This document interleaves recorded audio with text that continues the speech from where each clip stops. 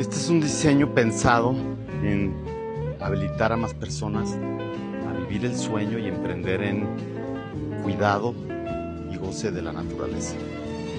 Son materiales facilísimos de conseguir, fáciles de trabajar y con un poco de información cualquier persona puede aprender a construirlo. Y de ahí nace, después de muchos años también intentándolo personalmente, generar una oferta diferente de hospedaje y de vivencias.